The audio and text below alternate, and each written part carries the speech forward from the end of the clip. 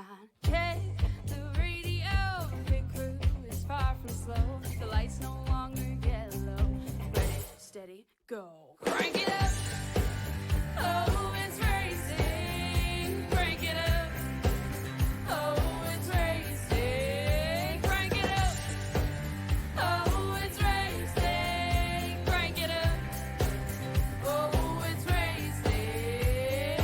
In love with the ride. Burning rubber smells real nice. Fuel it up once or twice. Come on, fast is the way to drive. Crowds all on their feet. Not one bothered by the heat. Imagine them in the driver's seat. Checkered flag would be sweet. Crank it up. Oh, it's racing. Crank it up.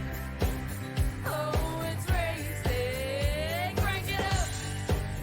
Oh, it's racing. Crank it up. Oh, it's racing. Everybody get ready. On your feet. Here we go. 3, 2, 1. Crank it up.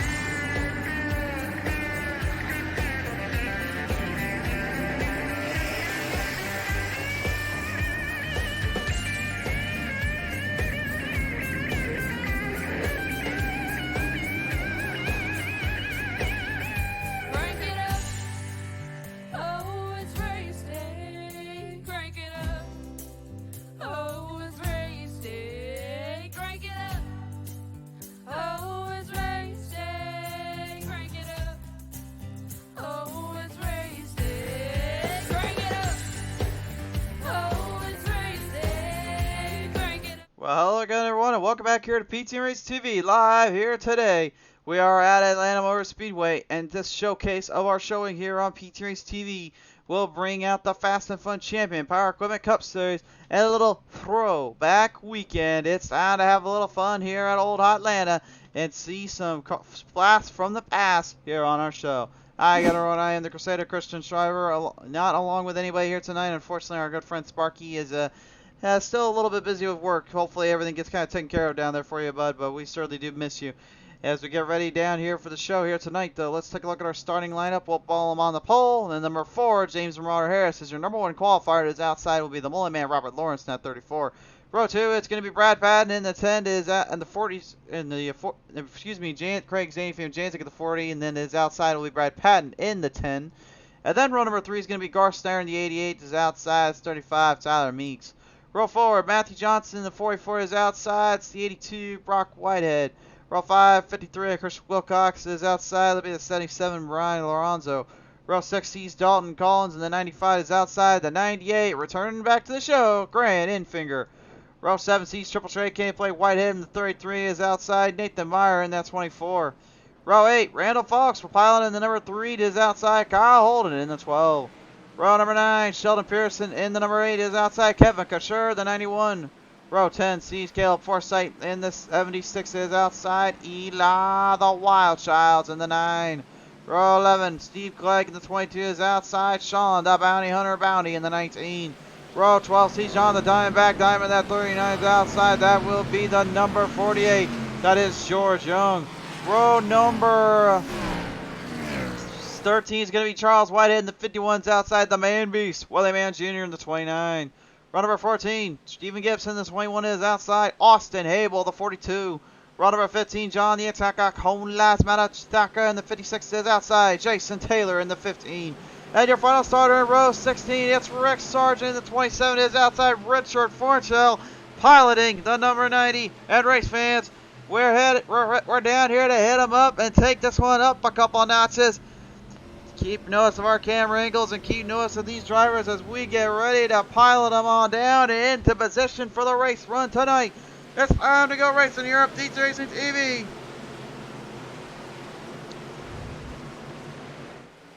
And it's going down right now. Here we go. Green flag is out. Oh, I just love a good start on here, especially out on hot Atlanta Motor Speedway.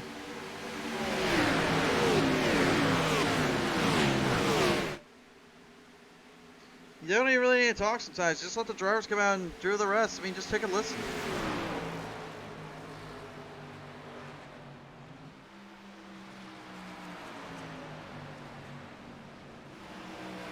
Caution is out though, a little bit of problem, so apparently I was not listening too well.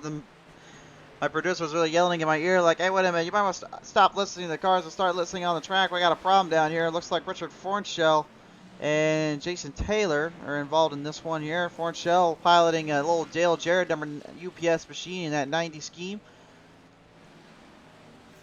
Very awesome looking ride. Yep, I do miss seeing UPS out on the track as well. They always had some awesome looking rides. But let's take a look at the replay here. This one's a big mile up pet mess here. And I think it really all started here, unfortunately, from Matthew Johnson in the 44. Let's take a look at the replay.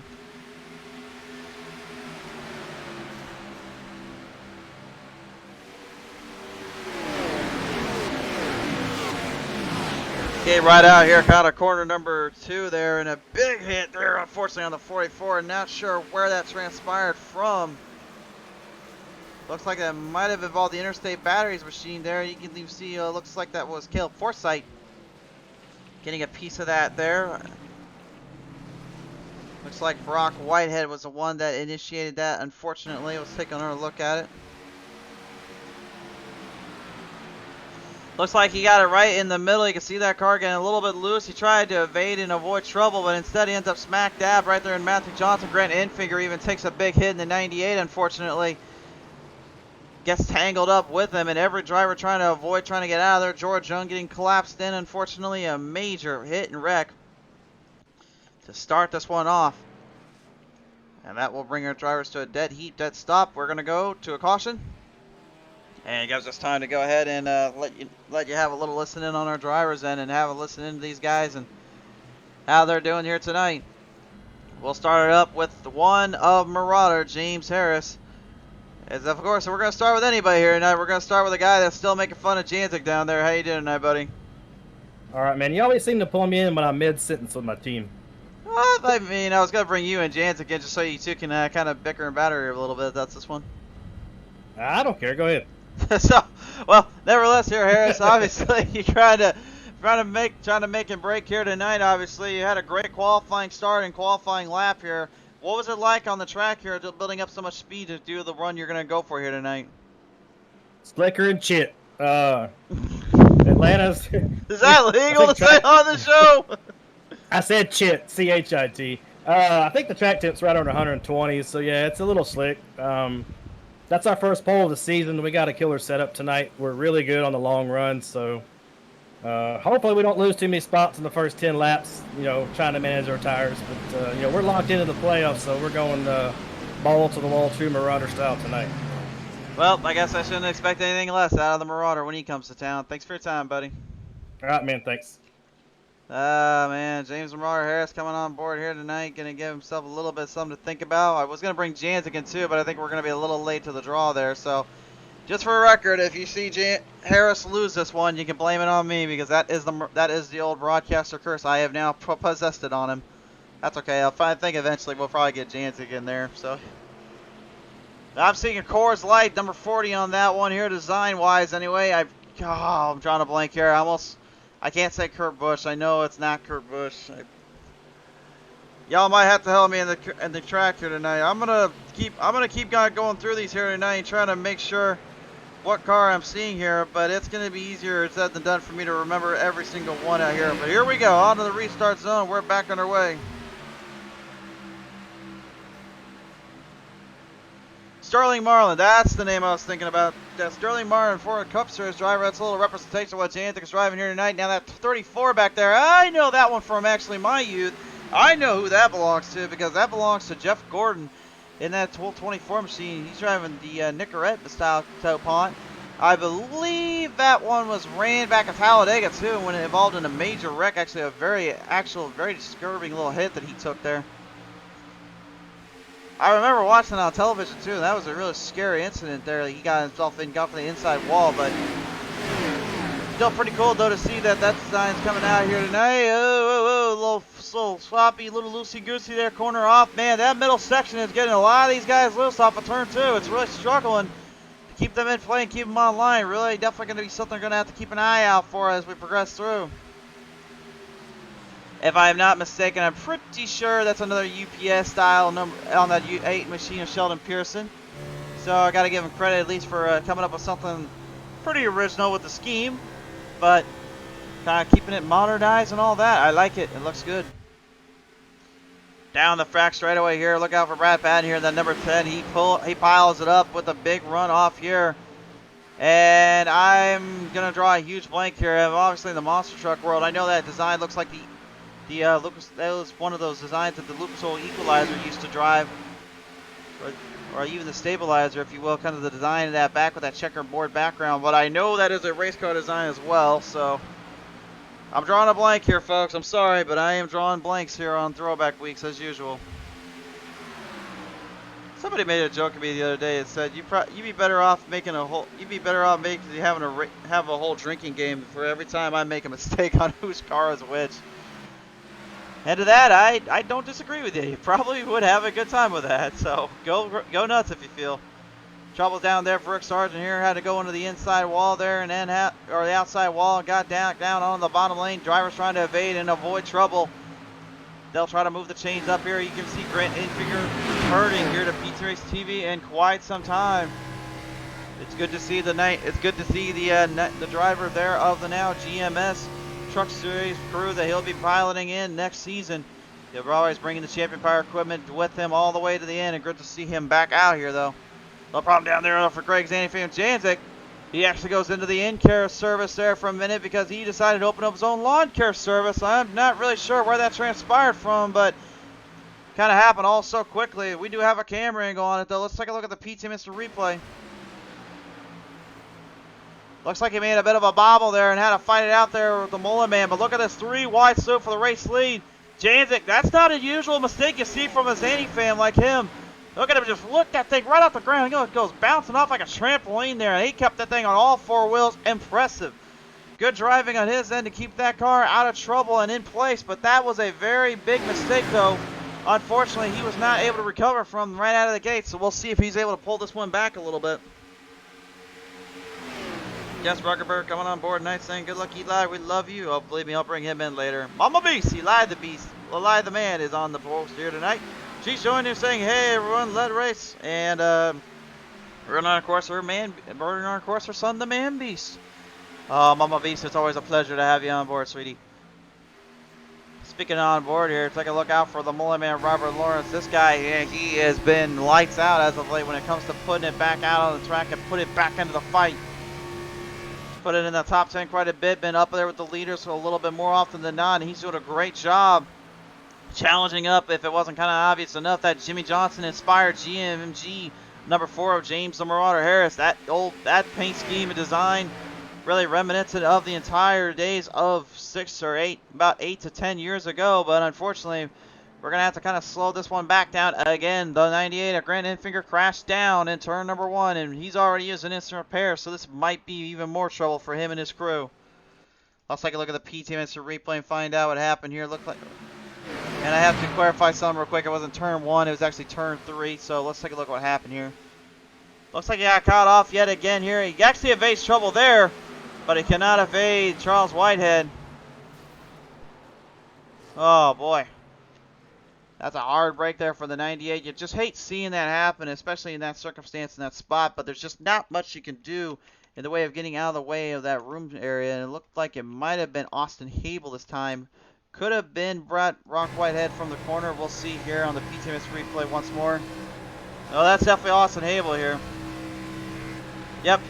Just gets loose off that middle section, gets into the wall protection, tries to back it down, get out of there. And Charles, I mean, I said it. I think I said a couple weeks ago. I called him the Paul Tracy of our Fast and Fun Champion Power Equipment Cup Series. Not because of anything to spite him. It's just he keeps getting involved in instances left and right, and I don't think he intentionally does. I think it just kind of happens all of a sudden. Which that is a darn shame, unfortunately. But that will slow him back down, and everyone will have to regroup and re-strategize, unfortunately. Let's take it down now, talk Olsen performance. Let's just get him out of the way now because I know we're going to talk with him. The Zanny fan, Craig Janzik in the house, folks. What is going on there? Boy, what a start to this race, huh? Yeah, I was about to say, you went and decided to open up your lawn care service. Then you opened up a trampoline service and started bouncing the car around like nobody's business. And you still somehow kept it on all 4 wheels. I get it credit, at least that's pretty impressive. Thank you. I'm glad that it made an impression on you. I always like do that here, Charlotte. Those places you can nick that grass and get a little bit of turn. I do that a lot, and it has never made me look like Gravedigger, but it did today. So I'm fine with that. It was early enough to be able to recover, and it looks like we've got some off-strategy moves here. It's too early for tires, in my opinion. I know people might want to make some setup adjustments, but I feel good about our piece, and I'm really happy to be throwing it back to Sterling Marlin. Even though I think I screwed up the paint file a little bit, so you see some weird white spots. We don't have to talk about those. Sterling Marlin was my mom's hero, and that's also why I'm number 40, and it's a great honor to be able to run that number. Sterling Marlin, and then of course you got a Dale Earnhardt Jr. scheme right in front of you. I think we've got this one settled up for old school night, haven't we? I think we do. Lots of lots of memories to be had here. That's for sure. That is for certain. Well, nevertheless, Janzik, best thanks for your time, sir. Let's see what happens now with the rest of the field. 10-4, buddy. Should be a good show. Absolutely. Ladies and gentlemen, Craig Zaney, fan Janzik here in the 40, looking to pile him back up, put the speed in motion and in play. Drivers heading back down through the track here. Let's take a listen in, and some of our other guys here will have a listen up there. Garth Snyder from the Olbelson Performance crew here. Let's take a listen in. We haven't heard from him in a while here, but Garth, good to have you back on board, sir. Hey, thank you. So, obviously, I brought out the Dale Earnhardt Jr. scheme here now with that 88, of course, and tonight, obviously, running at Atlanta Motor Speedway, this has really kind of been Earnhardt country for a time or two when it came to close finish, close battles. Do you think that could really be something you're looking towards tonight? Yeah, we're really hoping so. Got a hell of a setup here, and got a lot more speed than I thought we'd have. I'm really not that good at this track, but we're holding it together, so we're going to see what we can do. You certainly are indeed here. Well, nevertheless, Garth, really, with the way the laps are and the way the tires are going to be, do you think when you're going to have to go to pit road, you're going to have to kind of be a little more strategizing about it? Sorry, I didn't hear you there. I had people talking in my ear.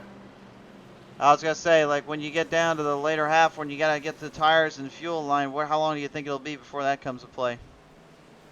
Oh, well, it's, I don't know. We're looking like we're going to get some long green flag runs here, hopefully. So definitely have to conserve tires and try to stretch it out. For sure there. Well, nevertheless, Garth, appreciate your time here, sir. Let's see what happens as we progress through. All right, thank you, sir. The 88, ladies and gentlemen, Garth Snyder on the call line. We're ready to bring the drivers back to life here and bring this one back into play. As our field stretches back up here, unfortunately, I think we are going to lose Grant Infinger for the rest of this race here. He's going to be in pit road for a while, so I'll give him credit too. He's not going to give up just that easily. He's telling the pit guys, get down there and get to work, get things fixed up as quick as possible. But this has been a wild race out of the gate, unfortunately, for many reasons. But I think turn 2, as I've said before, and I'll say it again, is the turn you do not want to make a mistake on. It will make you pay with your car or with your track. So there is still plenty of time to figure that out and then some. Papa Beats coming on board rooting tonight for Derek Cope in the number 10. I think Brad Patton's actually driving that number 10 there, sir. Well, we'll just have to see how this one plays out, though, as we're working them off the field and working them off the charge. Dak down to the green flag restart zone, and the Mullah man, Robert Lawrence, gets a great start in his Nicorette 34 machine out of the gate. Brad Patton, not a bad jump on his end either, really kind of keeping his playing in motion.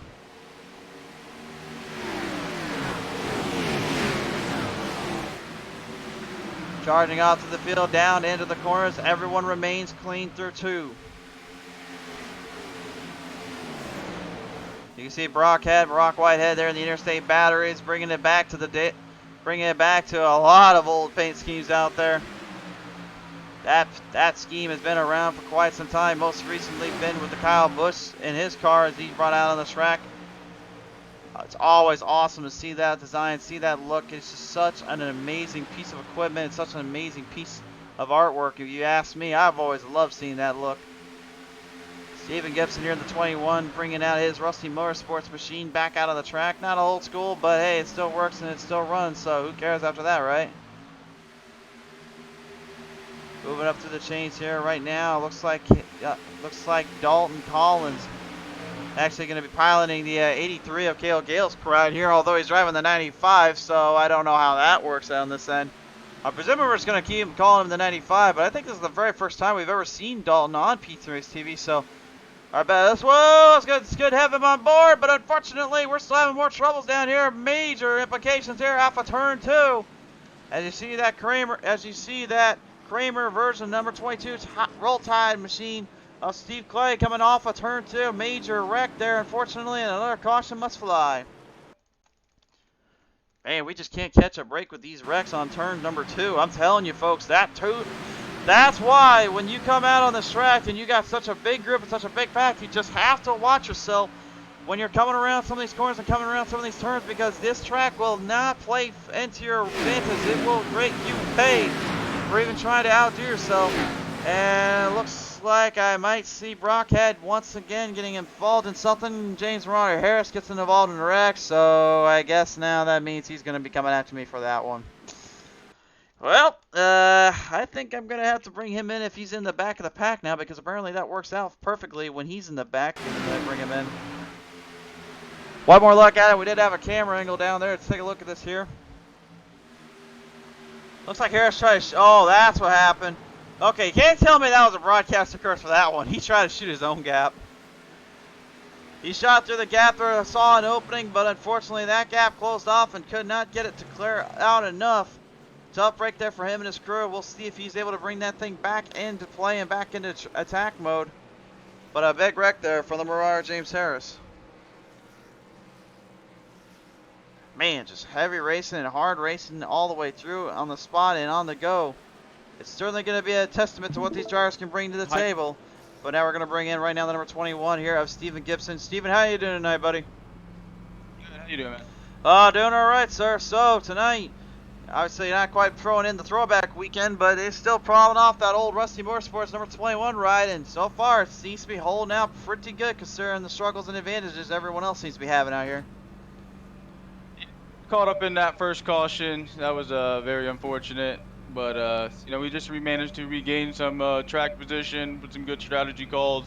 Hopefully the tires last and we can just flip it into our favor here.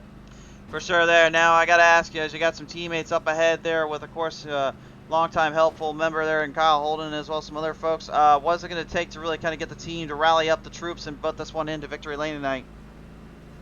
Yeah, we just got to stay consistent, just make sure we're all on the same game plan, to be honest. Just make sure we're communicating with each other what's going on. Just making sure we're not overheating our tires. That way we can make it last for the end. For sure there. Well, nevertheless, Steven, we appreciate you coming on board here tonight, sir. Our best wishes of luck to you and the Rusty Motorsports crew. We'll see what happens as we progress through tonight's action. All right, man. Thank you. Appreciate it. Absolutely. Ladies and gentlemen, Rusty Motorsports crew there coming on board here tonight. And this time, I'm going to be nice. I will be nice, and I'll let him come in on his own time. Hello? Hello, sir. You knew I was gonna bring you in eventually. Yeah.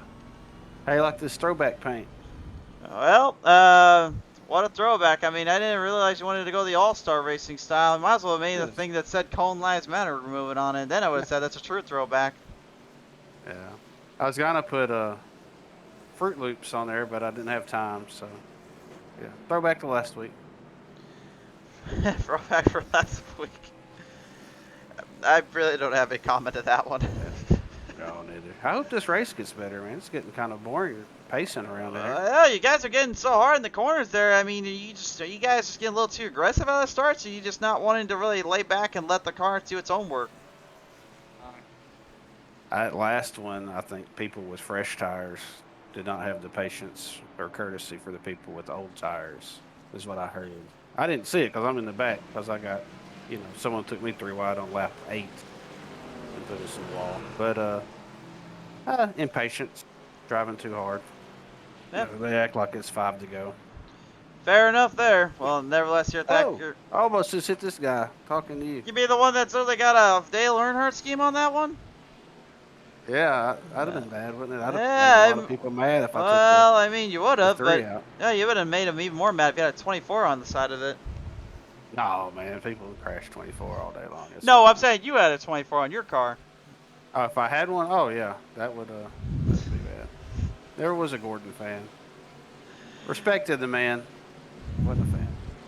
I think that was most people for you. All right, Thacker, appreciate you coming on board, though. All right. I enjoy the show. We'll try to get better. We'll do better for you. Best of luck, man. All right. Thanks. Oh, man. All right, let's get it back to the action here, folks. We're going to wheel them on down, get everything solid back down, up a little bit here. Driver's trying to bring these cars back to life here. Infinger has called it a night, unfortunately. Car 2 damaged up. Sean Bounty, Eli the Wild Child still stuck out from pit road. Gonna have a lot more work to do here, a lot more racing to go. Out the back stretch to the front straightaway we go. To the field they run, and then 25 laps are in. We still got plenty to go. Watch out for that 95 there, Dalton Collins, excuse me, the 83 of him.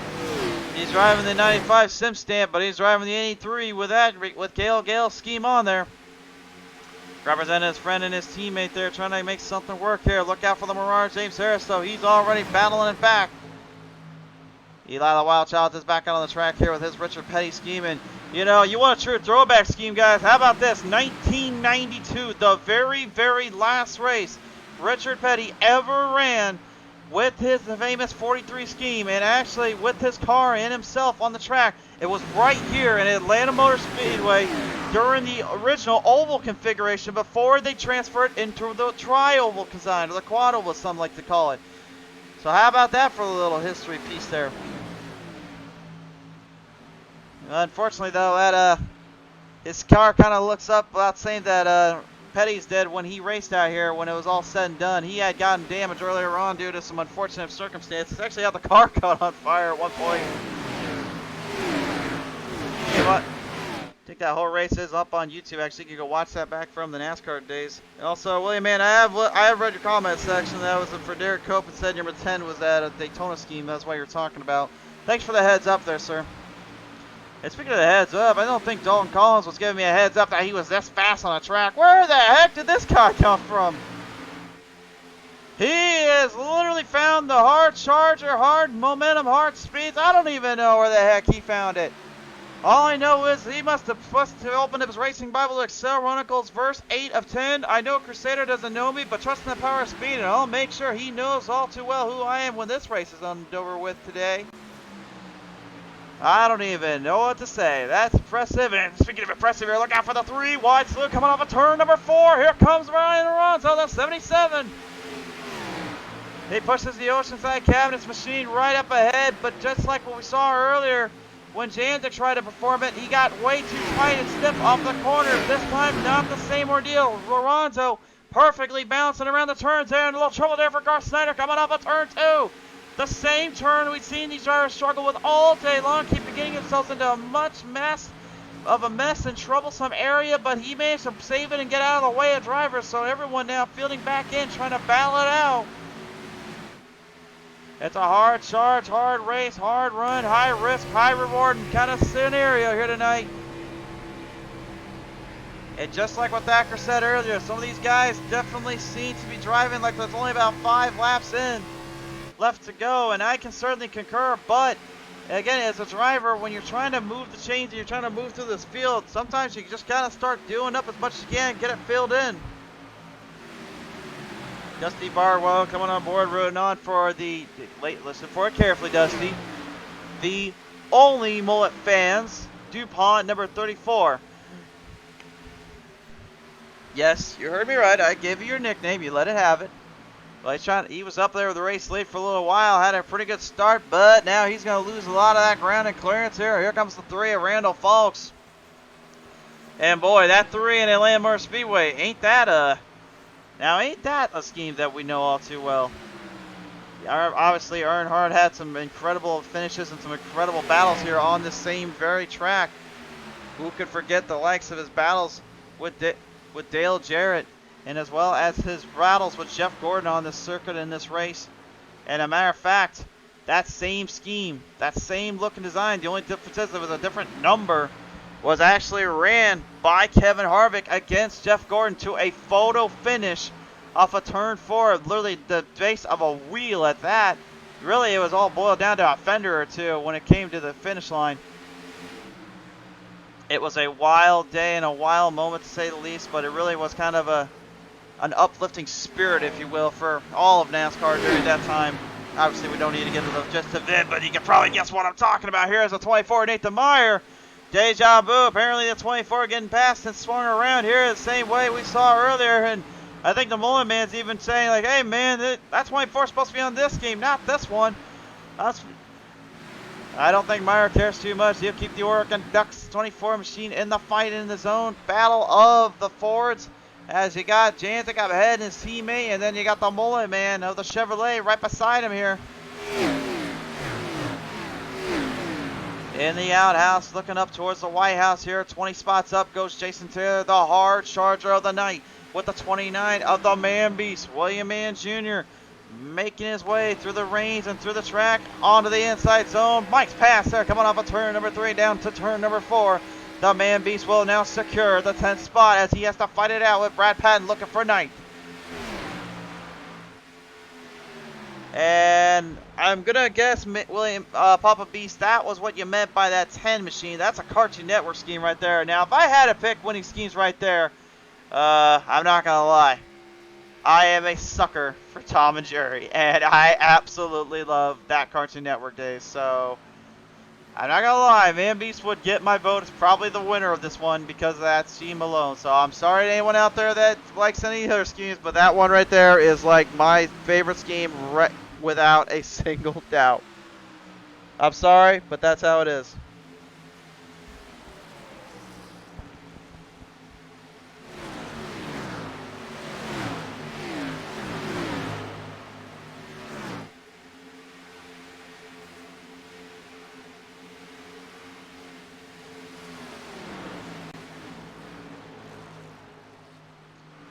Steve Grissom, is that what that design is, William? Oh, God, you gotta help me out with these schemes, brother.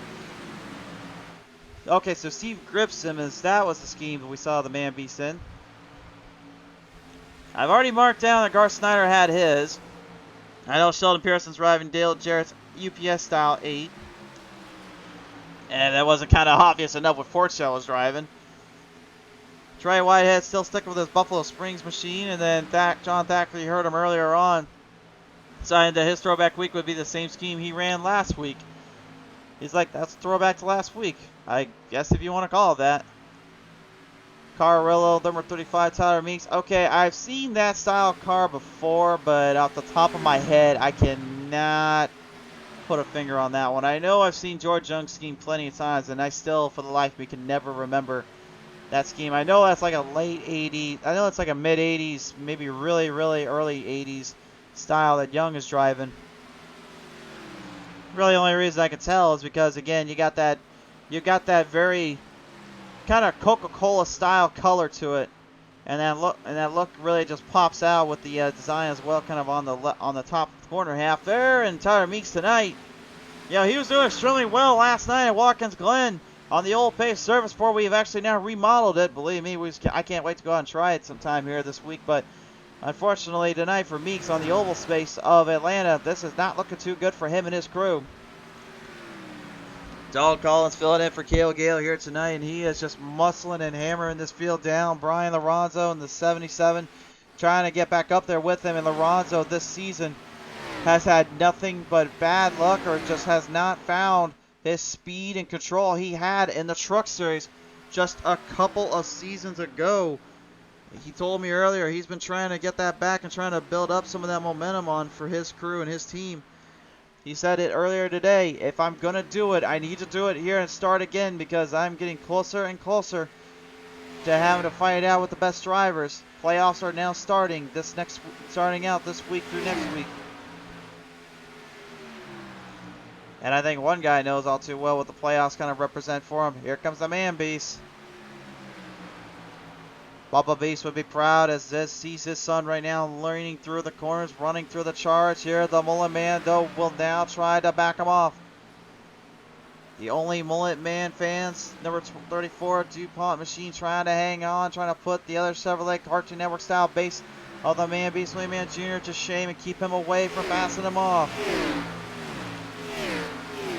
I talked with William earlier, and he said, yeah, he's just going to continue to do his only strategy he's known what to do for as long as he has, and that is just outrace the track, outrace the field.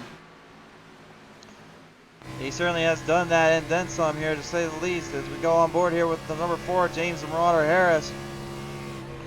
Now, the good news for Harris is that because he did not go into pit road a while back there, he actually has a little bit of a fresher set of tires and a little bit more fuel line compared to what Janzik and his teammates have at their disposal. So, for guys like Harris and Mann, who are obviously the teammates with 3 Wide Motorsports, they're really going to be looking towards that whole long run, short run game plan here.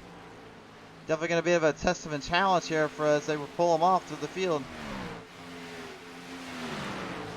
We'll see if we can talk with one of our drivers here and see what's going on. Looks like Eli the Wild Child is not on here with us tonight. Looks like he has left the building. He looks like he's kind of had trouble down there as well. And Mama Beast, of course, she's always proud of our fellow friend Man Beast.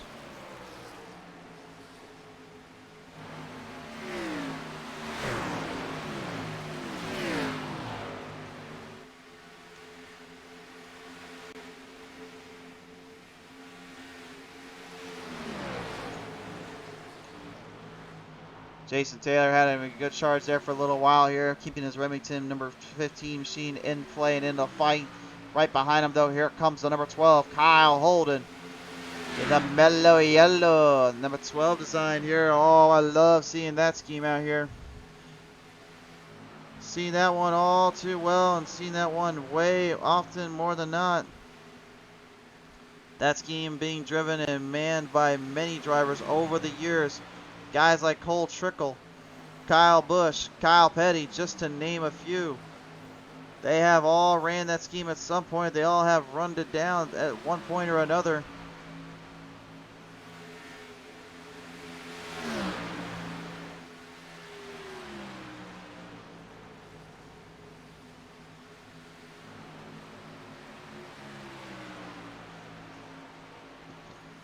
Firing them down into the corners here. Now kind of pulling a little bit of that old Busch mentality style. Pets is way up ahead. Jason Taylor moving the chains up.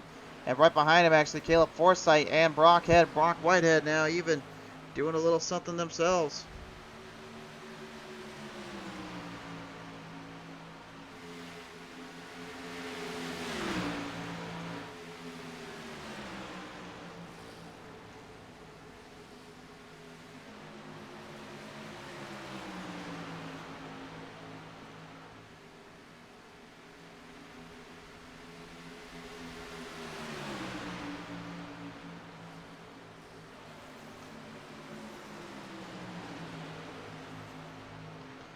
Side-by-side duel here between the mid-pack racing crews. Dale Forsythe here, and then the 82 of Brock Whitehead with the Interstate battery design machine for Oval Sim performance. Brock Whitehead has obviously been one of those guys you got to kind of keep your eye on when either he gets it going or he gets the speeds kind of mounted up in pressured situations. But the one bad thing, though, for him is he was involved in quite a few wrecks earlier on, a lot of struggling turns and corners that now he's having to actually figure out a way to really garner more attention and more momentum, and that seems to be been the case here for him and his crew. And then you see, of course, that 22 here of the Tide machine, Steve Clegg in the Ford Mustang here tonight. And usually when I see Tide, I always think back to that Pontiac that Kramer drove back at Darlington Raceway in 2003 against none other than the 41 driver of Kurt Busch. And a star-studded lineup and a finish unlike any other. But unfortunately, we're not going to quite get that going just yet. Thankfully, we keep it under green here. Trey Whitehead and Caleb Forsythe. Two minds collide and wrecked a little bit of a wreck out spot there off of turn 2. They hanged on, though. They'll keep it green. Race officials watching on very, very carefully. They do not want to have to try to get anybody sent to the outhouse or put back into the White House. They want them to go out there and race their race and do their stuff here, and that is great stuff on their end.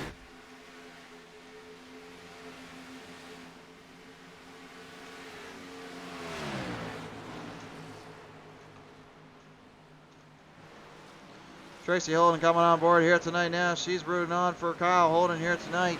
Tracy, it's good to hear from you there, sweetie. It's been a while since we heard from you guys there. His teammate Stephen Gibson, we've been keeping an eye on him for a little while here. We'll bring it back over here to Kyle for just a minute.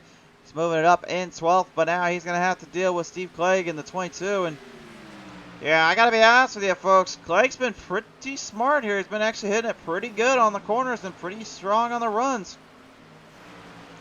I don't know, maybe he's finding speed somewhere that I'm not seeing it, or he's getting a good runoff on areas that maybe others are not finding, but full credit where credit's due. He's doing a great job stabilizing it down and keeping the momentum alive, and that's the key to victory. Christian Wilcox here back on board in the 53. I'm pretty sure that's not quite a throwback. If I had to guess, it may be designed towards something else. I'm not totally for sure, but he is driving the Chick-fil-A number 1 53 machine. On board here with him, you can just see his focus and determination in his eyes. He's not even thinking about anything other than just running this track into the ground and these cars into full top-tier gears and positions. Drafting going to be now the big thing here for Oval Sid Performance. Teammates are going to have to work with each other. Janzik and Meyer were not expecting to have this such long run, and I think now they're having to rethink their strategy just a slight bit here. Halfway mark about to approach. Nathan Meyer and the Zanny fam have worked together before, and in many regards it ended up helping them get into victory lane or very close to it. Meyer got a huge hand there from Janzik back, I believe it was at Kansas Speedway, where he ended up actually going the long distance and having to actually go off fuel and tire run. Janzik would run out, but Meyer, thanks to Janzik, would actually save up just enough and win out that race. It was kind of a little bit of a shift and a baton change, if you will, that we're used to seeing from Janzik, but it just goes to show you that he can definitely be a great teammate and help out there when you need him to be and when he needs to be in himself. And Garth Snyder really can play that role too, but unfortunately tonight he's got a little bit of a problem down here. Take a look at the PTM Instant replay. Let's find out what happened here. And just like I saw Harris earlier, almost like trying to shoot for the gap into the zone. But in this case, Fornshell kind of got collected in a little bit. Oh, man! Fornshell got a huge lick of that, and so did Snyder. No caution was thrown, but that is a huge lick. Thankfully, all drivers were able to keep him going, but that was a huge wreck there. Take a look at it from our other camera here. This is our spectator cam. See fans all around the straights, all around the track here, just kind of watching on. You can see where it transpired at and where it hit up at. And that's a huge lick there from that angle. Fornshell, though, able to bring it back out on the track and back into the field here. And that was your PTM Instant Replay, brought to you by Champion Power Equipment. Sean the Bounty Hunter Bounty, we haven't talked about him all day long. Really been kind of caught up in wrecks or been caught up in major troublesome situations. You can see the damage on that front end and on the left side there. And I really don't know how some of our traditionalists will feel about his car design there, but hey, at least for me as a broadcaster, he still got it on the top of the hood there, or top of the roof, I should say, not the hood. I don't even know my car parts, and I'm a broadcaster for racing. I'm losing it out here, folks. So I've always said, as long as I can see something up top on the roof, that's all I need. I mean, it's on the sides, it's great, but if I can see it on the roof, that's pretty much good to go. That's the one thing we've always said here in racing. But my thoughts also on that whole number switch out and what they're doing with the next gen. Honestly, it really doesn't bug me all that much, considering I come from the dirt background and I see numbers really any which way to Sunday. It doesn't even matter where you put them, really. I've seen them on literally the right rear corner panels, and I can still read them out just fine, even as a broadcaster. So, and as a fan, they're easy to catch too, so it really doesn't bug me that much. As long as the design of the car and the look of it is good, it really doesn't even matter to me where the number goes, because if we're going back to our roots and traditionally, we didn't even have a true placement for those cars, so sometimes drivers just put them wherever they felt like. So that's my thoughts on that one. And speaking of thoughts on something else here, we got problems down there for the number 24, Nathan Meyer, the Oregon Ducks machine, coming to a dead stop off of corner 2. To the PTM replay we go here. Let's find out what happened here. Looks like he might have had a little trouble coming off pit road here.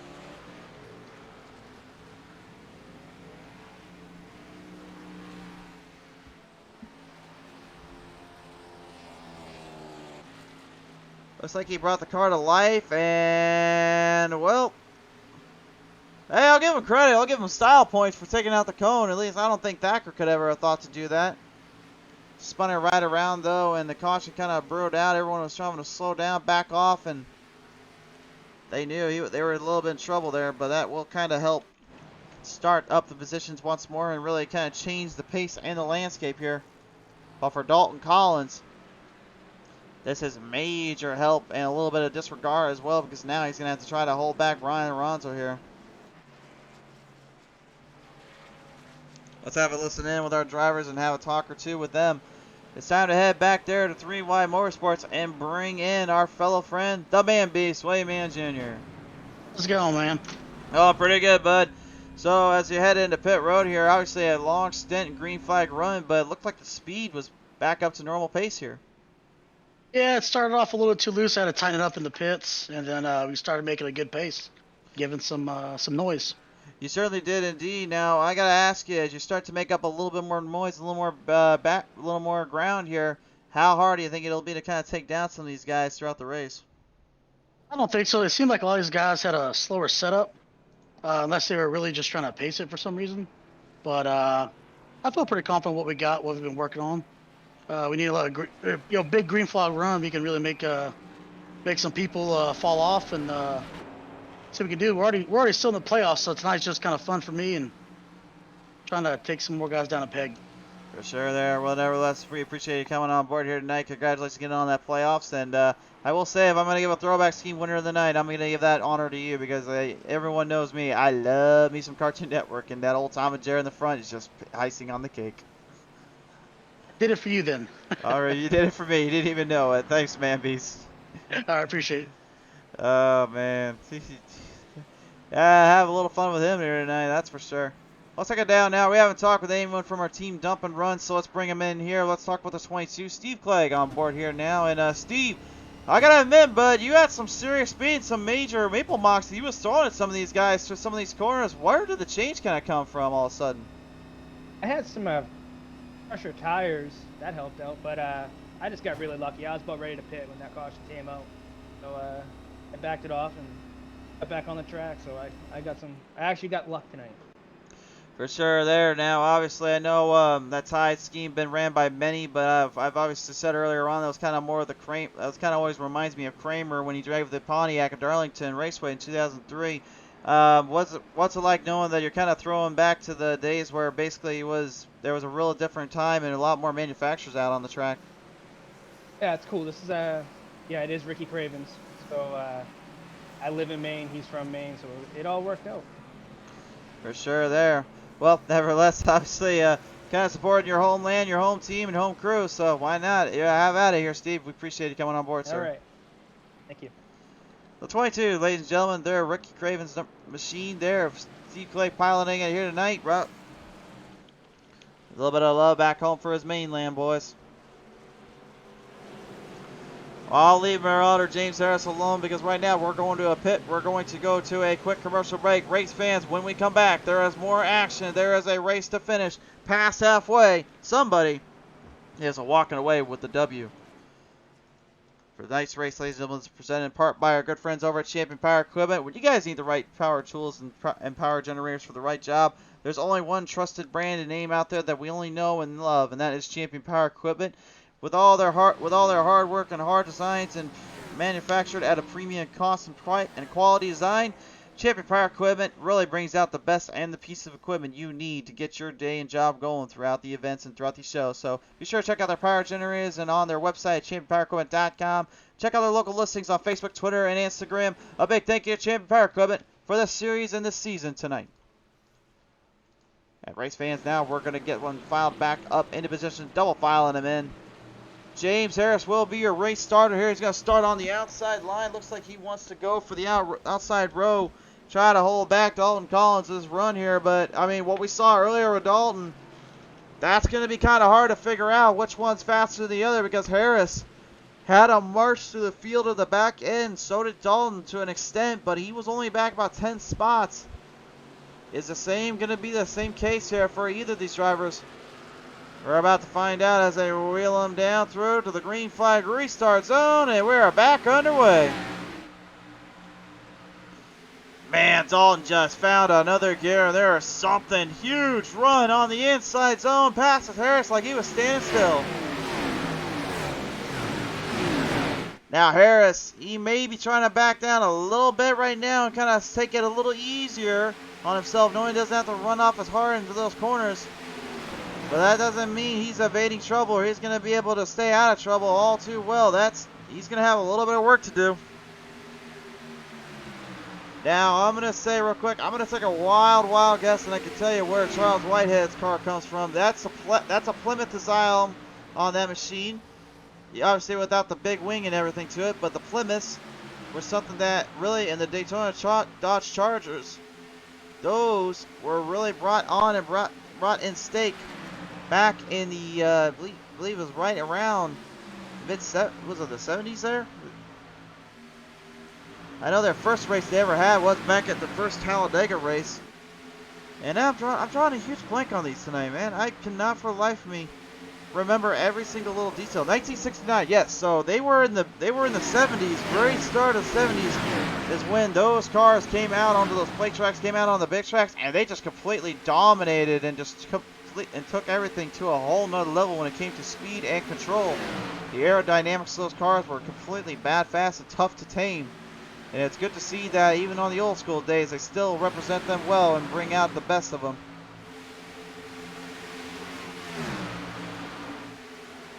But yeah, just a heads up, 1969, Talladega was the first time we ever bear witness to the Daytona Dodge Charger.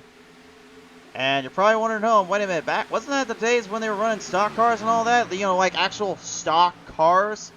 Yes, that you are not wrong there, my friends. And a matter of fact, a little fun fact for you, as a little trouble down there for the Lamar James Harris, backing off quite a bit here. I'm not sure if he's got some damage on that right side there or not. We'll take a look on his car here. Well, I'm not really seeing anything there. Well, definitely seeing something there. A little damage slightly on the right rear fender. Maybe also trying to back off, let the guys kind of have their own run here and give himself some breathing room. But he lost a lot of ground here, moving back into 15th. But as I was mentioning, those Daytona Dodge Chargers, they ran at the 1969 Talladega race, which was actually really what many consider the worst race NASCAR ever put on, because there was only 3 competitive cars out there in their class. They had to put in backup cars because of the fact there was a driver walkout due to the fact Talladega was really just built and completed within about 5 or 6 days of the actual race. Here's a little fun fact for you. The track was rough and just too edged out to where it would tear tires up and became a very dangerous section, because most drivers didn't even know how they'd be able to fare, what would happen down there. So they had to pull. Drivers wanting to pull off the race and put it off for another couple of months and get the track repaid. That wasn't going to obviously work for Big Bill France, because, well, he was in debt to his head there with that track build up. So what did he do? He basically got everyone to come on board and say, "Hey fans, if you come out as well, we'll give you a ticket stub there towards the Daytona race." And speaking of the Daytona race, there Tyler Meeks trying to avoid what's going on there with Matthew Johnson. He's not going to get very lucky though. Everybody trying to swerve, trying to advance off. Oh my, hold on. I'm trying to talk like fun facts here, and then meanwhile these drivers are just getting all over the place, getting wild and antics here. But anyway, basically once they got the ticket stubs in, they said like, "Hey, bring that over to Daytona, you get in for free." That's how Bill France ended up making that driver walk out seem like nothing. And of course, with that Daytona Dodge Charger, when they brought that car out and they let it race, there was only 2 of them at the time. Meanwhile, the old Charger actually was racing out there. It was the year-end one. You can look up a lot of history facts on that one, on how that race went and what it all happened without me getting into it. But going back to what I was saying earlier, is that the reason that car was actually able to be ran out on the track is because, by the rule of thumb, they had that the series with stock cars, they had to have at least 500 cars made for the manufacturer line to be considered a stock car to be raced on the track. And, well, that's exactly what happened. Dodge and Plymouth made just strictly 500 brands of that model, and they ended up putting it out on the track, and there you go. That's how that big wing spoiled up car got onto the tracks and onto the circuits. It's a car that has been made famous by the likes of Richard Petty and Bobby Allison, even the Flock brothers, Richard Brickhouse, many other greats in our day and age in our legendary history. Just a little fun fact there for you as well, home folks. Mark Lurley coming on board here tonight, rooting out for the number 77, Brian Alonso here. You see the oversized cabinets machine here. He's upset. He's in the 77. He's up 7, and he's currently working in 3rd. Which ahead in 2nd is the 3 of Randall Falks. Falks trying to work with teammate Dalton Collins here for the day. Now Dalton, he came out here tonight as a new driver, as a new face we've ever seen here. But he's driving a car we know all too well.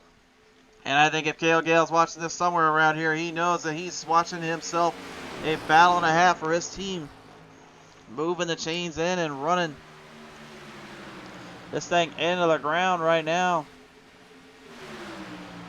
Speaking of running him into the ground here, still, you gotta give credit to that 35, man. He has ran that thing into the ground and beyond anywhere which way to Sunday.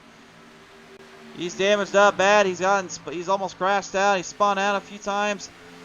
Yet he still somehow is working that thing around and giving it everything he's got. Fair credit to him and the crew, obviously, for wanting to race it out with the best of them. Brock Whitehead, the 82, currently a lap down at the moment. Trying to pull that one back out, get him out of the proverbial rabbit hole, if you will. Brock moving the chains down onto the inside zone. Good runoff here for him and his crew. Tyler Meeks trying to hold him back, trying to hold him through. Brock looks like he's about 2 laps down at this moment. He's really struggling with the pressure of knowing his teammates have been doing a lot better than him as of late. And he said to me earlier today, yeah, I still have that 1 win at Texas, but that doesn't mean nothing to me at this point. I want to try to get all the wins I can in. And I kind of reminded him that he is kind of young, so he's still figuring stuff out as he goes along for the ride. It does take time to get these cars dialed up and kind of get them figured out as we go, and especially with this kind of heavy piece of machinery. They're extremely difficult to master and perfect every time you run them.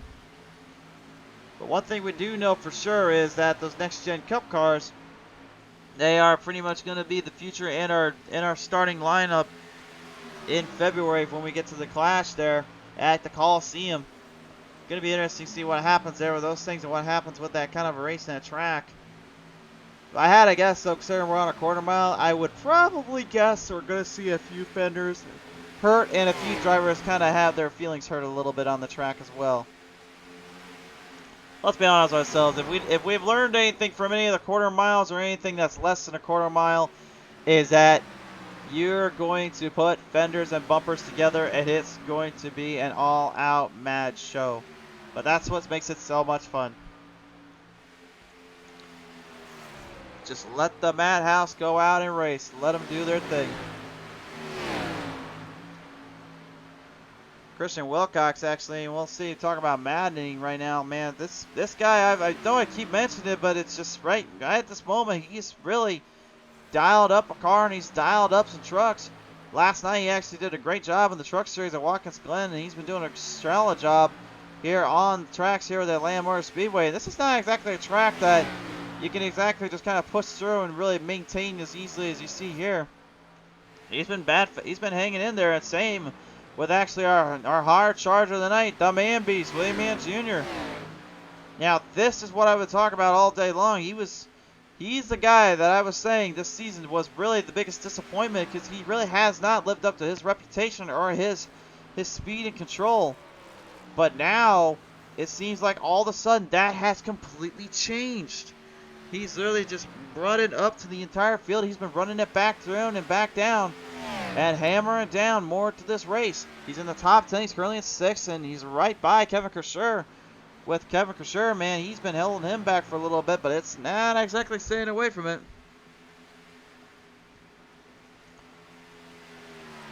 The Champion Power Equipment 91 machine getting rooted on as well by our good friend Cale Gale. He comes on board here tonight. Cale, it's great to hear from you, sir. He's rooting on his team for Blackstone Management, the racing team obviously involved with Kevin Kersher, Randall Falks, and of course, I think the ride you're supposed to be in there, Cale. Their 83 machine out on the track, that Blackstone Management machine, style machine. Gotta love seeing it running out here, though. It's doing a great. Dalton Collins definitely doing a great job, really making that car work and making it stick down there. Randall Falks right behind him there, and of course, still the battle between Christian Wilcox and Brian Aronzo transpiring through as we continue this race in. The thing about Atlanta Motor Speedway is, again, this is kind of a multi-groove, multi-line track, but with this custom setup that the Champion Power Equipment Cup Series are allowed to do, it really kind of lets drivers kind of choose their own pace, choose their own line. You either can go up top or you can go towards that bottom lane, but there is one elusive turn, though, that you have to watch out for, and that's the exits of 2 and 4. More so, too, as we've seen earlier, where drivers were getting a little bit all over the place, a little out of control. And speaking out of control, I'm not sure if Lorenzo was thinking to go dive down deep and go for a crossover. He was looking for a slider, but that thing just went straight down and slid into the bottom lane. No way to go and nowhere to go for the 77. At least keeps it in one piece and keeps it on the track, but definitely a big mistake there for him and his team. And speaking of 25 laps to go, kind of a surprise for me because what we saw last night at Watkins Glen, but the Zanny fan, Craig Jantic, staying kind of stalled down there in the top 10 right at the moment. Caleb Forsythe moving the chains on in. And Jantic may have heard that. He's like, hey, wait a minute, I got to show up on this here. I'm on television now. I got to make sure I got the speed going. You never know anymore with that guy. He sometimes either listens or he just doesn't care. And I think sometimes it's a mixture of both. Gets around Forsythe, though, and manages to make his way to the field. Onto the front straightaway, they hear him down. Treble Trey came to play Whitehead and Tyler Meeks battling hard here with one another here. Brock Whitehead up ahead, trying to get something back if he can. He's got so many laps down, so much trouble here.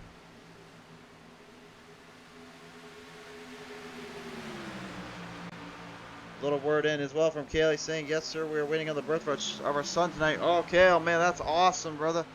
Our best wishes from all of us here at PTM Racing TV. We wish you, your wife and you, the best of luck, my friend. I think that means we'll have another Gale out on the track here in due time. Maybe we might have to broadcast for them too someday. Always love seeing the next generation coming out onto the tracks and onto the surfaces here, and obviously iRacing. One thing I was kind of talking with as well with some of the folks back from my local tracks and everything that do run this circuit, and they said, yeah, actually it is kind of a way to get new drivers involved in it. Not necessarily the truest of simulations, but depending on how you look at it, it really kind of helps give a driver a better idea, a better grasp on what they feel and what they have to conquer every time they're out on the run. If anything to me, it really teaches just kind of a rough idea, a rough sketch of how well you can either hammer down or how hard a track can burn up your surface. Because remember, these are laser scanned in. Don't get us wrong there, folks. The surface and the tracks, all that you see on iRacing are scanned in, laser scanned, except for, I believe, Bristol Dirt Track, I think is the only, and USA International, I believe, is the only ones off the top of my head that are technically not. They're more, but Bristol itself is, but the dirt track was not in this case. I believe that's what iRacing has said. So, but it's something just to kind of know for, you know, those that are trying to get involved or want to get involved in the racing world. If you want to start small, or you want to try to start with as cheap as you can, I mean, if you don't have a local track that, you know, can run the Banderos or the Legend Series that we know them as, and you need something maybe a little smaller to start up with, you can always start go-karts, as many do. You can start with the cage karts, whether it be dirt or asphalt, that's all on you. But also, you can really, in my opinion, you can start with iRacing. It just gives you an idea, like a little bit of a cheaper way, like, hey, you know, do you really want to do this? Is this something you want to get involved in? Just something I've always was kind of seen, I've kind of looked into myself, so I don't know. That's just Coming from my mouth anyway. I don't know. You can take my word for it. That's just kind of how I see it and how I'm seeing it right now too. With Kevin Cresseur moving up 13 spots here tonight. Doing a tremendous job staying right up there with the field. We knew he's got speed. We always knew that. But it's just good to see him finally kind of dial this thing back in and really push some full limits of momentum here.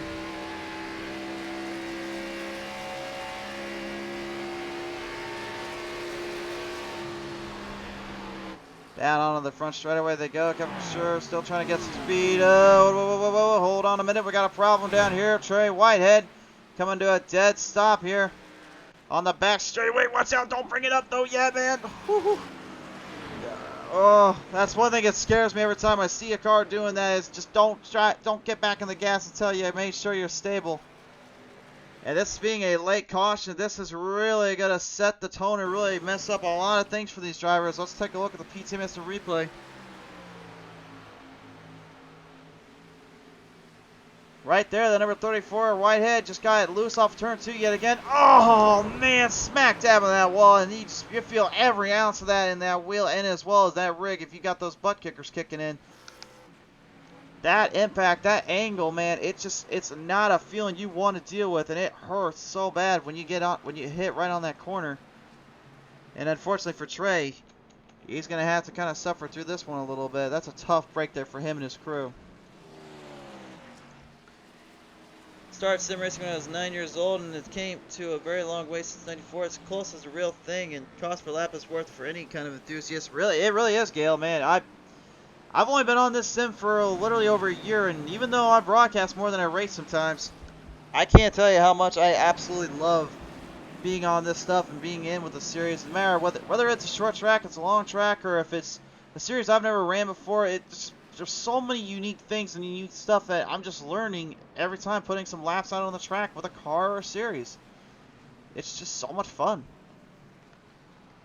Well, judging by time and the way we're looking right now, I do not know if I'm going to be able to bring anybody in on the top leader spots. So we're going to see if we can maybe bring in somebody from our lower end. Maybe we haven't heard from in a while. Let's go ahead and take it down here with the number 27. We're going to bring in Rick Sargent on the call here. Rick, how you doing tonight, buddy? Doing good, man. How y'all? Oh, we're doing pretty good on our end, my friend. It's been a while since we heard from you, but you certainly have still kept your name in place and kept your name on the pace here tonight. Obviously, moving up 13 spots, definitely hard charging from the back of the outhouse. Yeah, I'm starting to figure this place out a little bit. Didn't get really much practice here this week, which is my fault, of course, but starting to learn the track a little bit better and getting better at it. Hopefully, we can get these tires and get our lap back, get in this thing.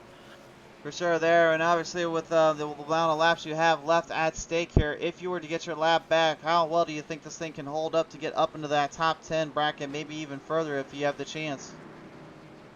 I'm confident we can get right up to the front if I can get this lap back. For sure there. All right. Well, nevertheless here, Rick, appreciate you coming on board here, sir. We will see what happens. It transpires here on the crew. All right. Thanks, guys. All right, ladies and gentlemen, Rick Sargent, number 27. Coming on board here from Rusty Motorsports. Kale wants me to bring in the 91. I don't know if Kevin's is able to talk with us, but I'll ask him. Kevin, you got a minute?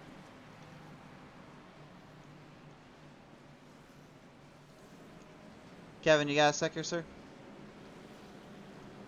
Nope, he does not have us here, guys. We'll go ahead and let him back in there here. All right. Like I said, our rule of thumb is they don't want to be bothered. We don't bother him, so he's going to be left alone. So we'll leave him alone, and we're gonna bring in another driver here. Let's bring in some mid-pack racing crew here.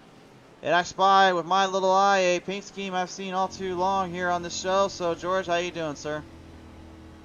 Hey, buddy. Yeah, you like this paint scheme? I switched it up a little through my NPR on there, you know? When do you NPR guys not switch your stuff up here and put something on there that we're not used to custom seeing?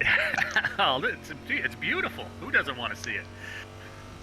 I mean, I don't know. I think Thacker might have ruined it for me once in a while, but it's still a very old school scheme with a little more retro designed up for the modern age, man. What was the design here? Obviously, kind of come up with, because we know that. Well, this is a throwback Tony Stewart did a few years ago that I really like, so that's really why I chose this one. So you're saying it's a throwback to a throwback from another age? Oh yeah, absolutely.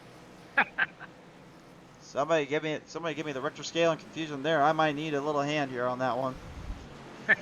All right, George. Well, we still got some racing to go here, sir. So our best wishes of luck. Finish this one out, and we will talk with you later on. All right, thanks, buddy. NPR. All right, George Young, ladies and gentlemen. All right, real quick here. Let's get him back on the track here.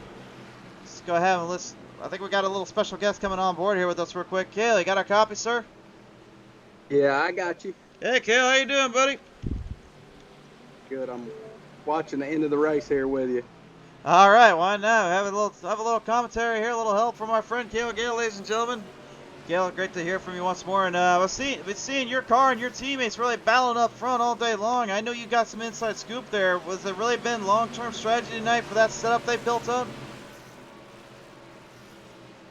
I think that Dalton and Randall are both have a lot of speed. It'd be interesting to see how the short run does here on this restart here. Seems like it indeed. At least what I've seen though, Randall, it seemed like when he got it going, he really was charging up pretty quick and had some good momentum there. Whereas we saw with Dalton, he was kind of the same picture because he had a real hard charge. I believe it was when he had about 5 or 6 laps in. Everyone else was trying to hang down, kind of hang tight with him, but he really just kind of got past one another. So, if anything, I think maybe they really have what it takes to really take this one to the end.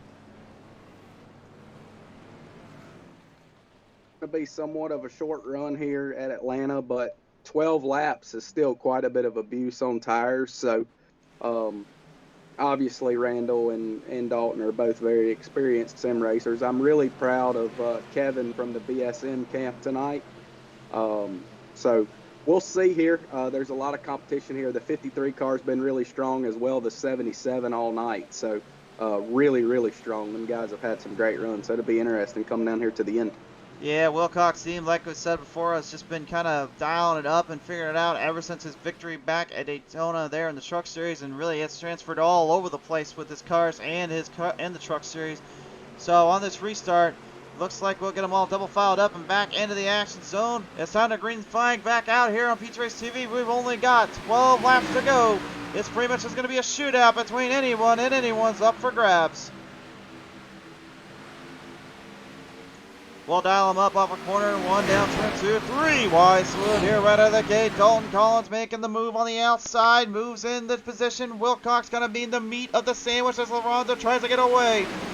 And Randall Fox, like we just said a minute ago, that speed and advantage coming from the short run, using from the long run advantage. Kevin drifting up slightly, though, come off turn 4. Almost right into this anti-fama Janzik in the 40, but he manages to back it down and stabilize it down there, Cale. Yep, they're racing really hard. Dalton's trying to get that high line working. He's trying to get the high line working, trying to get the bottom lane dialed in a bit more, and see if he can find some openings. Don't count the man beast out though. And Steve Clegg, you've got 2 heavy hitters in the veterans section. We've seen these drivers run over multiple seasons, multiple series, and they know each other all too well. And even a little fame by Sheldon Pearson in that 8, rocking the PM & Sons design for Dale Jarrett tonight. Trying to hold down and maybe get one last big run in to try to catch the field. But if they're going to do it, they're going to have to find a way to knock down Randall Fox's top speed right now, because Fox is just literally driving away with this one.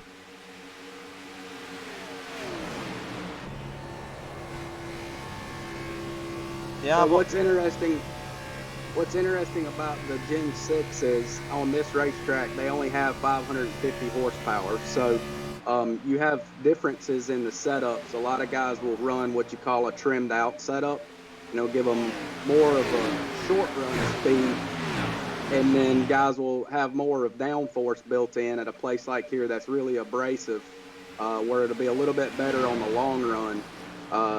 Kind of looking at the top 5 cars here, they have a good balance of both all race. They've got short run speed and being able to hold on to the long run too as well. So Atlanta's a good place for that kind of strategy and that kind of setup that's built in the cars. Obviously, clean air is important, and Randall's got that right now. He might have made some changes to his car for the end of the race here, so it was better on the short run and really prepared for that, being he knew there was only less than 20 laps to go here. Yeah, we see it also with those that talked earlier about the tires and having a fresh set on there to kind of keep your grip, obviously, because that's kind of our saving grace for the track-wise. If you don't have a fresh set of tires on there, sometimes it's harder to get a good short-run speed and burst out of the gate, especially with that 550 package. But when you're coming off that start, how difficult it is for you as a driver to just not try to spin those tires out, because it seems like we've seen a lot of guys here get really loose and kind of wobbly out of the gate when they're trying to build speed on there. Yeah, I mean it's one of those deals when you got new tires on a restart. You know, you can really fire off on the restart, but after you get a couple heat cycles on them, that's where you see a little bit of wheel spin and stuff on the restarts. But I've really had a lot of fun running in this league, this series, this year, with Eli running the series, and then the competition, obviously, with Craig, and there's 8 or 10 guys that's really good in this league, and I've really enjoyed it, had a lot of fun, and looking forward to getting back with it next week. Well, we certainly do. We'll have to see you next week as well, man. I know obviously got a lot more important busy things going on in your life with your son coming on board here as well. I mean, I gotta say though, man, with you becoming a father and all that too, is that gonna kind of tame down the racing you get when you come onto the service, or what are you thinking there? Camber was born, he's 8 now. I did take about a 3 or 4 year break from sim racing, so I do plan on finishing up the Champion Fast and Fun League, and then we'll see where my time schedule allows, maybe one night a week or something like that. I'm not doing a lot of real racing currently, so sim racing is about the only thing I got, and it does keep my sanity some. So I'm going to try to maybe keep racing 1 or 2 nights a week, but I'm sure obviously priorities in life are going to be changing, and my time's going to be a little bit more limited when I'm not working and stuff like that, to give my fiance Courtney a break. And obviously we're going to be getting married here soon, so we got a lot of things changing here, but I do look forward to finishing off this series with Kevin and Randall and everybody from Blackstone and the Champion and Fast and Fun series. For sure there. Well, Kale, like I said before, I'll say it again, man, it's always great to have you on the series, on the show, and it's just great to kind of hear from your perspective and really give a good insight here for how these drivers are dealing with what, really what we're kind of missing in the broadcast booth, because as a driver, you know more about these things than really anybody could, as we actually have a little bit of problem down there. George Young on the back straightaway problems there for the 48. That's going to stop into a dead hold and actually set us up for a green-white checkered restart now. Now this is what changes up everything. That's not what Randall Fox wanted to see.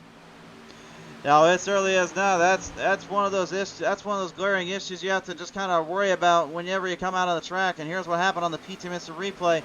Sheldon Pearson, once again, that elusive turn 2 mayhem once again catches another driver off guard. Pearson goes into the wall, clears the 48, but the 48 gets tagged in, and sadly he goes sent to the Shadow Realm. And I guess my broadcaster curse is still in good use, because I talked with George before we got on this restart, and unfortunately I think I might have got him on that one. So George, if you're listening, bud, I'm sorry, but I've got a couple of you guys tonight with this broadcaster curse of mine.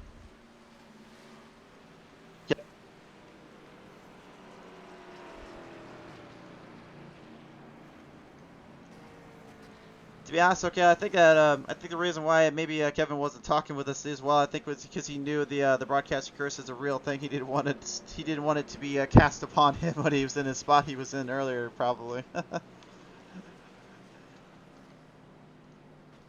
This definitely changes up the game plan here. Obviously, some guys I think might have a set of tires left over, and they might come grab them now. It'll be interesting to see with his strategy. Obviously, track position's key. I'm not real sure how many's on the lead lap, but I think most everybody will stay here in the top 10. You might see some takers towards the rear here. Right now, if I'm looking at it here, top 15 are currently on lead lap. Everyone below that, so Kyle Holden and them, are down on the lower end of the lesser laps, but it looks like Holden will get at least one of his laps back.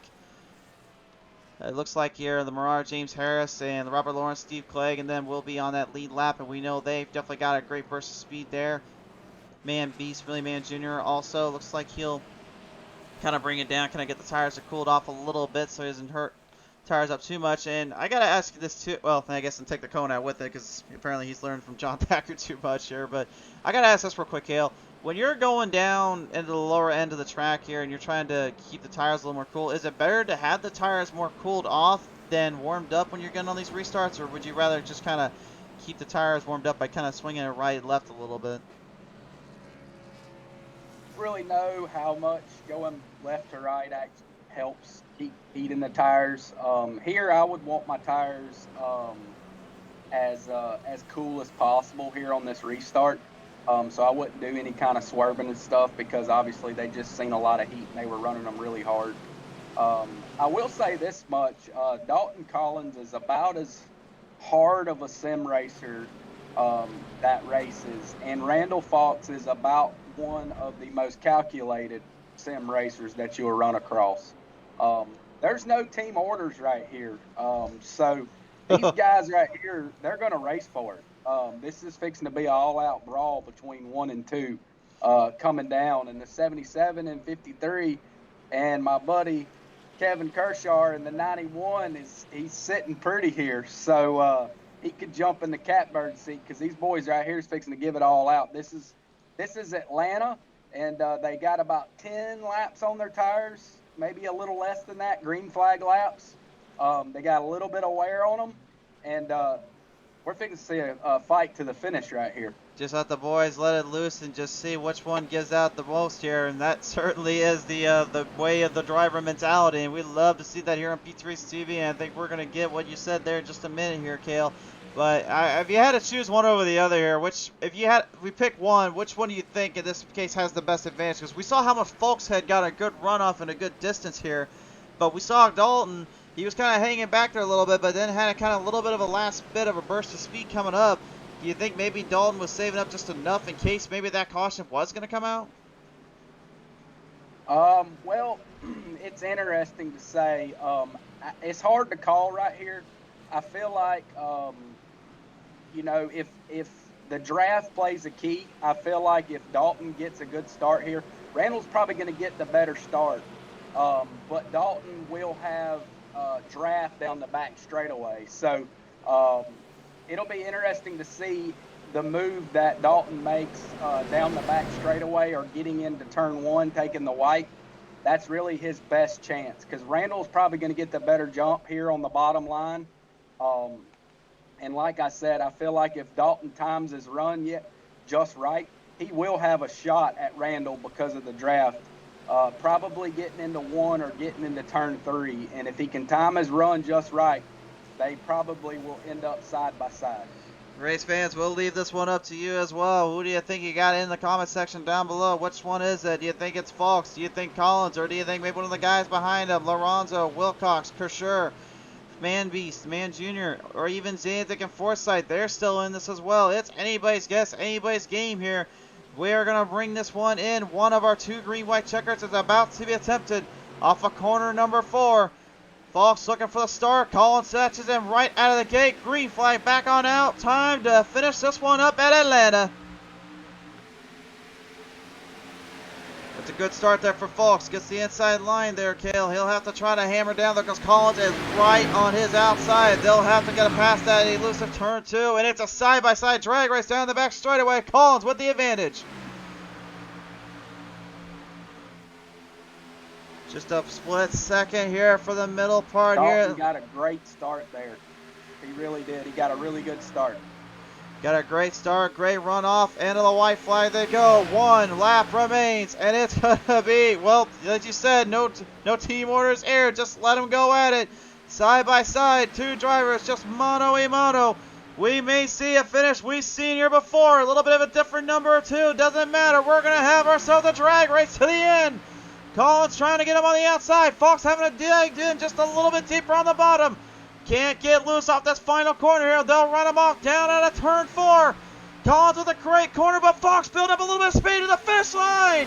And Collins by 400ths of a second will barely take down Fox. Unbelievable. Wow. And Fox giving Collins a little bump and tag saying, thanks, bud. You beat me this time, but I'll remember the next one. What a race. That was an exciting finish there. Wow. Yes, it was. Collins got him just off the corner of turn 4 by literally a tire length. Fox was trying to get everything he could off the bottom line, but the outside was just enough. And Collins here, really, I believe, on his PTM Racing TV debut, wins it out in front of a whole standing crowd here tonight in a huge field in the circuit. What a win for this man. And as you said a minute ago here, he is definitely one of the premier guys on the sim racing side that can bring the best out here on iRacing. Can't better. Appreciate you having me on here. Congratulations to Dalton. Great run for BSM and the rest of the guys. For sure there, Kale. We really appreciate coming on board here, sir. We certainly hope to see you very, very soon here again on PTM Racing TV. Ladies and gentlemen, that was Cale Gale, usually driving that 83 machine out here, but tonight he decided to hop in the booth here and talk with us a little bit. We certainly appreciate him coming on by. A big win there to Dalton Collins, and race fans, it's time to take a look at our final results presented by Champion Power Equipment. Here is the final race results now on your screen. I said it was 400ths of a second. I lied. It was 300ths of a second to the line there for Collins. Taking down Randall Fox. Third goes to Brian Alonso. Great showing from him. And really a big picture spot for him. Fourth to Kevin Kersher. Impressive showing as well. Good to see him fighting it back out. Danzig with a top 5 finish. No surprise there. Christian Wilcox, 6th. A great run, and man just continues to build the confidence up. William Mann Jr. definitely going to build up a lot of speed and momentum going into the playoffs. That's what you need for him and his crew. Caleb Forsythe, same for him. Great job on his end. 9th to Robert the Mullen Man Lawrence. And then Tyler Meeks, a top 10 finish. Once again, impressive, especially considering earlier on, we were wondering if he was going to be able to even get that point, get that spot. And he definitely did indeed. All right, race fans, let's take it down now. Before we sign off for the night, it is time to listen in. It's time to interview your top 3 here tonight. First up on the roster from 3Y Motorsports, ladies and gentlemen, the number 77, Brian Lorenzo. And Brian, congratulations on a 3rd place finish. Man, had to really work this one up to the end of the fight. Great showing from you and the crew. Yeah, man, I am so happy. We finally got a race where things go our way. We showed our long run pace and first career podium finish in this Cup Series. I'm really happy about that going into the playoffs. Certainly indeed. I mean, we've been talking about it time and time again here. You've always wanted to figure stuff out and get things kind of dialed in for literally the hard run and the hard issues there that you came from the Truck Series, and now finally getting a little bit of a transfer into the Cup division. Man, I gotta believe this is gonna boost up more than you really are worth here for this, isn't it? Yeah, man. At first, the transfer was tough. These guys have been racing me hard every week, but last few weeks, and not even that, ever since like week 5, week 6, I've been really picking it up and contending in the top 5. I feel really good heading into the playoffs. You certainly should indeed, my friend here. Playoffs are coming up next week, but for you and your crew, what a star-studded line and a finish for you here. I have to ask you, sir, as you are coming away from this one here tonight, who do you want to thank here, and is there anyone special that got you here to the top 3? Definitely got to thank the family. That's number 1. Got to thank my sponsors in Oceanside Cabinets, small cabinets company in Massachusetts. And then I got to thank Jennifer's Tarot Readings, small tarot reading company in New York. For sure there. Well, nevertheless, Brian, appreciate you coming back on board here. Great to see you back on the podium side of things. We will certainly see you here next week as playoffs kick off. Thank you, man. Thanks for the broadcast. Absolutely, man. From 3Y Motorsports, ladies and gentlemen, Brian Lorenzo and the number 77. Now, let's take it down here and talk with our drivers here from Blackstone Management Racing. They were under the guard and under the fight, but Randall Fox will come away second out of the bunch here. Randall, congratulations on a 2nd place finish, but I have a feeling you were looking towards the win until that last caution, man. What happened there? I don't really know. I'm kind of up in arms with the whole, people dropping out. That's unfortunate. I think if it were me, I would probably freeze the field where it stood. Obviously I was leading at that point, but I'm not really concerned about that. It's, that's kind of irrelevant. But I mean, it was a great race. Dalton got past me there at the end. It's a heck of a battle for the win. that's a team car, so it's a good day for us as a team. And Dalton was very fast tonight. He deserves it just as much as I did. For sure there. I know you had a lot of racing, a lot of hard battles there from start to finish. Obviously, really proving and providing once again a reason why you and your crew have been able to really stand up at top and really fight it out with the best of them. So I have to really ask you, when you're coming off that corner 4 there and you saw Collins on the outside, did you think it was going to kind of be one of those finishes we saw with the same scheme just about, was it 20 years ago we seen that back on here with this series? Yeah, we actually said it heading to the white flag. Said that very line. Another one of those classic Atlanta finishes, and I knew it was going to be close, and I knew he had the outside, so I knew he was in the preferred spot, and I was hoping I could get up just enough beside him to kind of pull him back, and I could make a run down. But he was just a little bit too far ahead. But obviously, I wasn't going to try to wreck him to get it. But I mean, overall, it was a really good race, and shout out to Kevin for a fantastic run tonight, coming home P4. For sure, there, Randall. Anybody else you want to thank here tonight before we sign off with you? Yeah, thanks to everybody who puts us on. Special thanks to Kevin and Kale. Champion, Blaster, all the sponsors, all you guys for putting on the show. I mean, thanks to everybody involved. This is a fun race. For sure there, Randall. Well, we appreciate you coming on board here tonight, man. We certainly do hope to see you as the playoffs begin next week. It certainly should be a fun time for you and your crew, but congratulations once more here at Atlanta. Appreciate it, guys. Ladies and gentlemen, Randall Fawkes in the number 3, pulling away with a solid podium and our second place finish. But now we're going to take it down to the race winner here tonight, ladies and gentlemen. In the 83 here tonight, it is Dalton Collins, your race winner. And Dalton, what a night it was for you and your team. Yeah, man, it was a lot of fun. Getting the win tonight, coming down and finish like that was really fun. Yeah, just coming here and wheeling that number 83 Blackstone Management Ford for Cale Gale, and glad to bring home for him. For sure there. Now, obviously, we actually did have Cale with us as well when we were actually watching you and Fawkes duke it out a little bit. And he, point blank had said that you were pretty much one of the really toughest powerhouses when it came to running on the sim racing end, with Fawkes being kind of the strategist. And you guys were coming down the wire, coming down the end. It certainly did seem to be that, and you certainly showed you could powerhouse your way through on those last restarts. But I gotta ask, did you really think on that last one, did you think it was gonna get as close as it was with how hard that race was at the end? I mean, I don't know. It was kind of hard to pass right before that green white checkered. I really couldn't do anything with Randall. My dirty air was just really messing with me. I was trying to just search anywhere I could and just couldn't find a lane. So I mean, it was really good there on that really long run. But yeah, just really clean air was the key there. Even Randall, when he was behind me, chasing me down. I mean, it was hard for him to get anywhere. So just trying to find any clean air you could, and just stay out front and be aggressive. Really go where they're not, and just try to make that high line work when you could, and just keep the tires on it. But I mean, all in all, it was good. Atlanta was really fun. It's a shame they're repaving it, but I mean, that's my opinion. But really enjoy this racetrack and the multi-groove that it has now.